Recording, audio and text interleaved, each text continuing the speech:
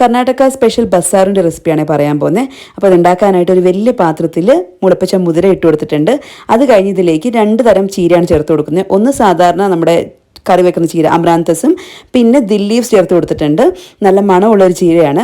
അപ്പോൾ അതിൻ്റെ കൂടെ തന്നെ കുറച്ച് പച്ചമുളകും 4 തക്കാളി ഇതുപോലെ കട്ട് ചെയ്തിട്ട് ഉള്ളിൽ അഴുക്കൊന്നും ഇല്ലയെന്ന് ഉറപ്പ് വരുത്തിയതിന് ശേഷം അത് വെച്ചുകൊടുത്ത് കുറച്ച് ഉപ്പും ചേർത്തിട്ട് ആവശ്യത്തിന് വെള്ളം ഒഴിച്ച് നല്ലതുപോലെ ഒന്ന് വേവിച്ചെടുക്കണം കേട്ടോ.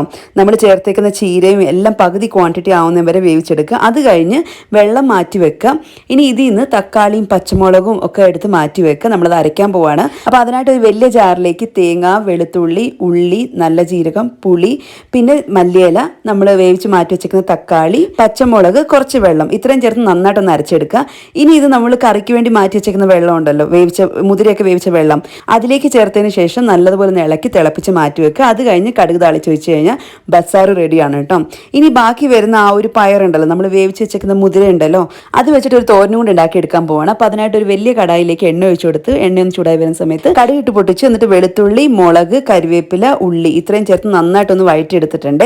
ഇനി ഇതിലോട്ട് നമ്മൾ വേവിച്ച് വെച്ചേക്കുന്ന ആ ഒരു മുതിരയൊക്കെ ചേർത്ത് കൊടുത്തു. മുതിരയും ചീരയൊക്കെ വേവിച്ച് വെച്ചിട്ടില്ല, അത് ചേർത്ത് കൊടുത്തു.